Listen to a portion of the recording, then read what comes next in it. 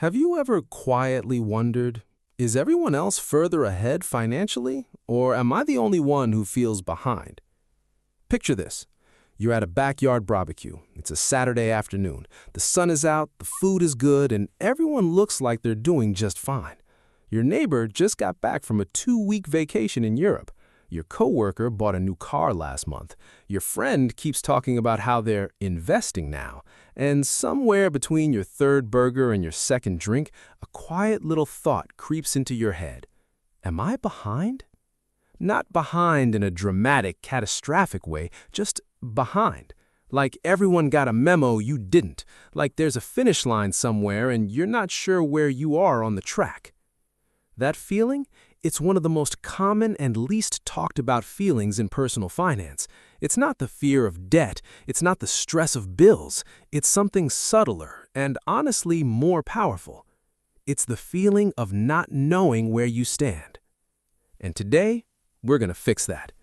We're going to look at exactly how much money the average 45-year-old has in 2026, their savings, their retirement accounts, their net worth, and more importantly, we're going to talk about what those numbers actually mean for you.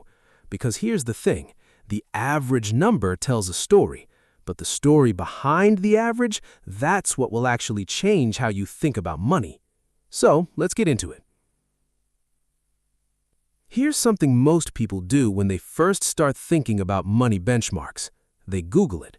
They type in, how much should I have saved by 45, and they get back a number. Maybe it's a multiple of their salary, maybe it's a specific dollar figure, and they compare that number to what they have, feel either relieved or mildly panicked, and then close the tab and go back to their day.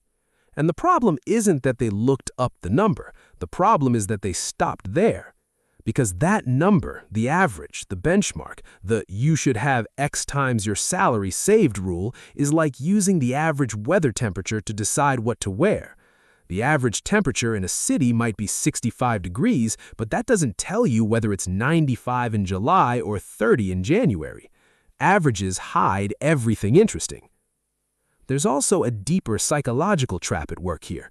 Psychologists call it social comparison theory, our natural tendency to evaluate ourselves not in absolute terms, but relative to others. We don't just want to know if we're okay, we want to know if we're doing better or worse than the people around us. And when it comes to money, that instinct fires constantly. The problem is, we're almost always comparing ourselves to an incomplete or inaccurate picture of other people's finances. Your neighbor who just got back from Europe, you don't know if that trip was paid for with savings or credit card debt. Your coworker with a new car, you don't know if they're stretched thin every month because of that payment. Your friend who talks about investing, they might have started last month with $200. We see people spending, we almost never see their balance sheets. So before we look at the numbers, let's agree to do something different. Let's not just look at where the average person is. Let's understand why they're there and what the data actually tells us about the path forward. All right, let's talk numbers. According to recent Federal Reserve data and financial research from 2025 and 2026, here's a snapshot of where the average 45-year-old stands financially. The median net worth for Americans between the ages of 45 and 54 is approximately $168,000. The average net worth, which includes the ultra-wealthy and therefore skews much higher, sits closer to $975,000. Now, right away, notice something. There's a massive gap between the median and the average. The median means half of people have more, half have less. The average gets pulled upward by billionaires and multimillionaires at the top. So when you hear the average American has nearly $1 million in net worth in their 40s, that's technically true, but it's a completely misleading picture. The more honest number, that median of $168,000, that's the middle of the road. That's what most people actually look like. Now let's break down what that net worth is made of. For most 45-year-olds, net worth comes from a few places: home equity, retirement accounts, and some combination of cash savings and other investments. On retirement savings specifically, the median 401k or IRA balance for someone in their mid-40s is somewhere between $45,000 and $65,000. The average, again skewed by high earners, is around $150,000 to $180,000. For cash savings and liquid emergency funds, the picture is even more sobering. A significant portion of people in their 40s have less than $10,000 in liquid savings outside of retirement accounts. Some studies suggest nearly 1 in 3 Americans in this age group couldn't cover a $1,000 emergency without going into debt. Let's just sit with that for a second. These aren't teenagers or people just starting out. These are 45-year-olds, people who have been working for 20-plus years, people who, by most outward appearances, look like they have it together. So what's going on? Here's where things get really interesting. And this is the part most financial content skips over. The reason most people in their 40s aren't further ahead financially isn't because they don't earn enough, and it's not because they're stupid about money. It's because of something psychologists call present bias. Present bias is our deeply wired tendency to prefer things now over things later. It's why you'll pay $5 for a coffee today, but balk at the idea of putting $5 a day into a savings account for 30 years, even though the math on the second option is life-changing. It's why someone will spend $400 on a concert experience, which gives them an immediate emotional reward, but feel like $400 extra toward their retirement is somehow optional or boring. Our brains are not naturally designed for long-term financial planning. We evolved to prioritize immediate survival. Food today matters to our nervous system than food next winter. And even though we live in a world where the biggest financial threats are not predators but things like inflation and retirement shortfalls, our brains haven't fully caught up. This isn't an excuse, it's an explanation. Because once you understand the psychological mechanics at work, you can start to work with them or around them. Let's look at an example to make this concrete. Meet Sarah. She's 45. She earns $75,000 a year, solidly middle class. She has a $200 a month gym membership she barely uses, a streaming subscription bundle she pays for but could cut in half, and she eats out 4 or 5 times a week because after a long day of work, cooking feels impossible. None of these individual choices feel dramatic. Each one, on its own, seems reasonable. The gym, she keeps meaning to go more. The streaming, it's only a few dollars more for the bundle. The takeout, it's convenient and she deserves it after a hard day. But here's what those choices add up to. The gym, the streaming bundle, the extra takeout, let's say conservatively it's $600 a month in spending she could redirect. She's 45. If she has 20 years until retirement and she invested that $600 a month at a modest 7% annual return, she would end up with roughly $313,000 in additional wealth. $313,000 from $600 a month, money that is currently evaporating without her even noticing. That's not a judgment, that's just the math of compounding, and it's the math that most 45-year-olds have never actually sat down and looked at. Now here's the really important part, the part that changes the story entirely. The average 45-year-old isn't broke because they didn't earn enough. In most cases, they're behind because of one of 3 patterns, and almost every personal financial situation in the 40s comes back to at least one of them. Pattern 1. The lifestyle creep trap. Lifestyle creep is what happens when your income goes up and your spending quietly rises to match it. You get a raise. Instead of saving the difference, you upgrade your car, move to a nicer apartment, take slightly better vacations. Nothing extravagant, just more. A little more each time. The sneaky thing about lifestyle creep is that it never feels like a problem in the moment. Each upgrade feels justified. You worked hard, you earned it.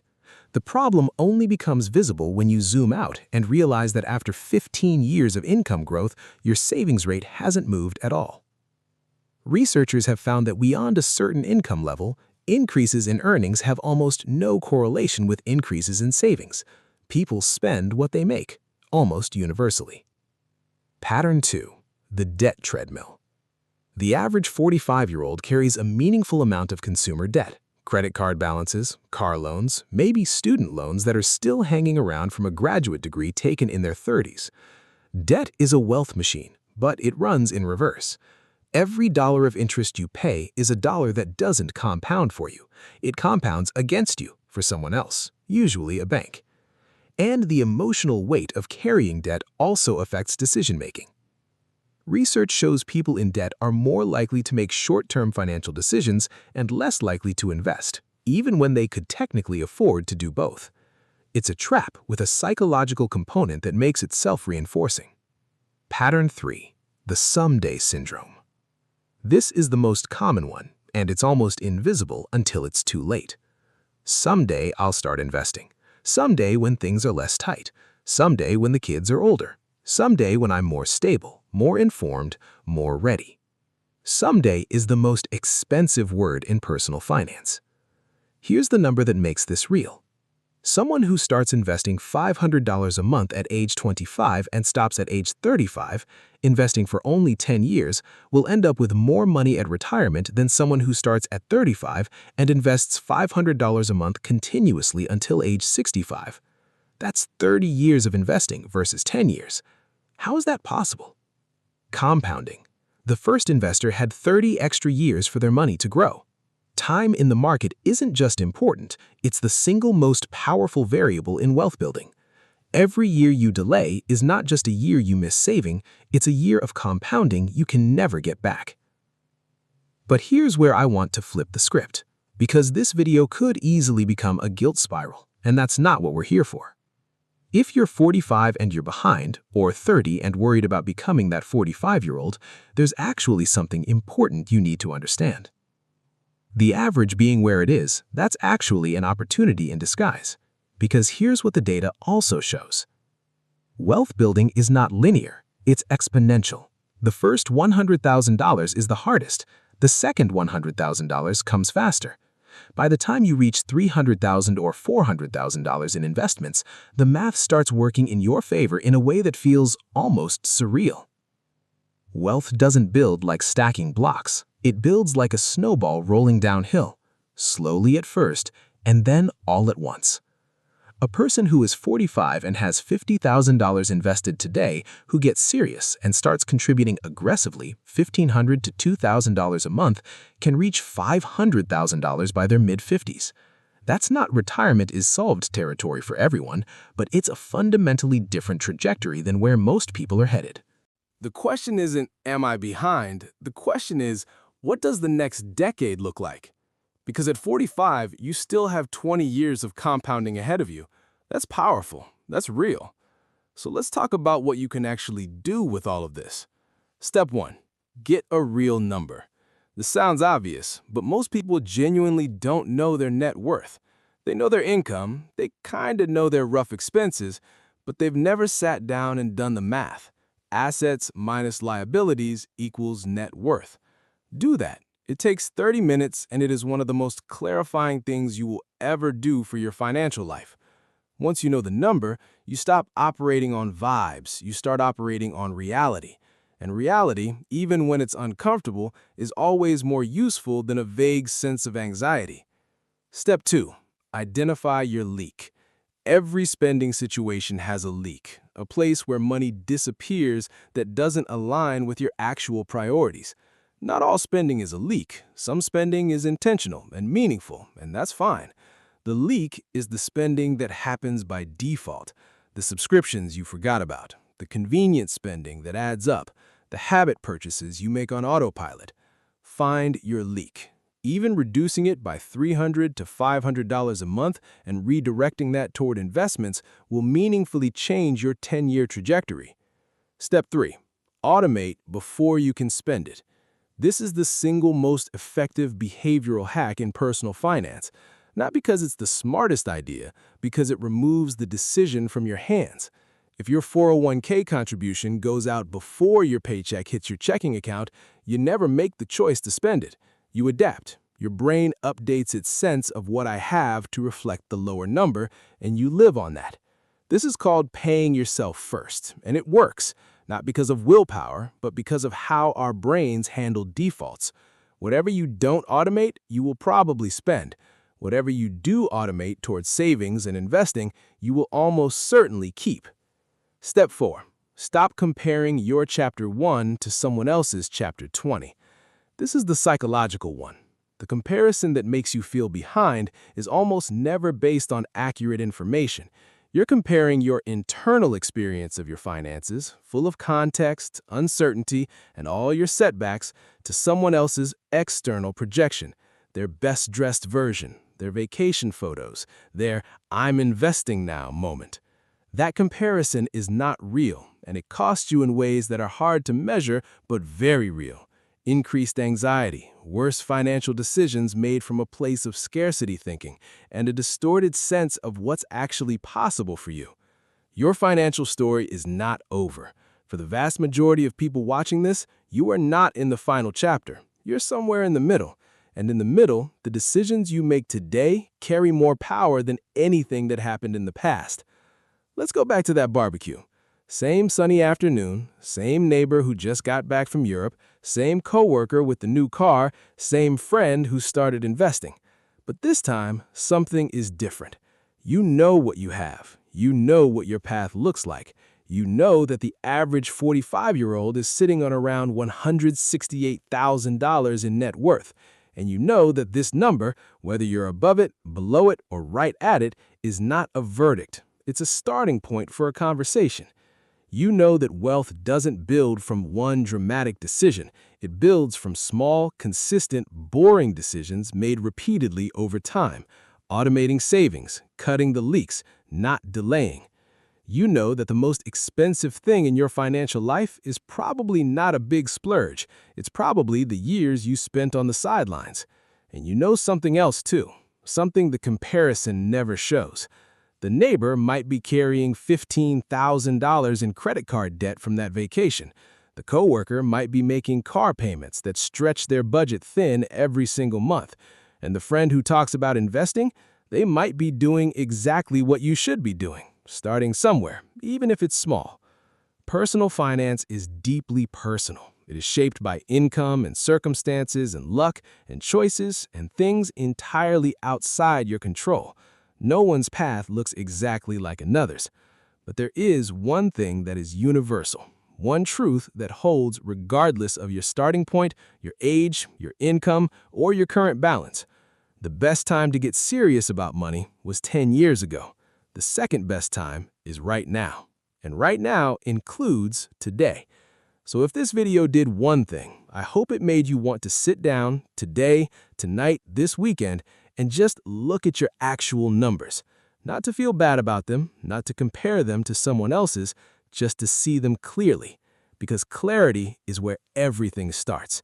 And you can't navigate a journey if you don't know where you're standing. That's all for today. If this video gave you something to think about, drop a comment below. I genuinely want to know where you are in your financial journey and what topics you want us to break down next. And if you found this useful, share it with someone who might need to hear it. We'll see you in the next one.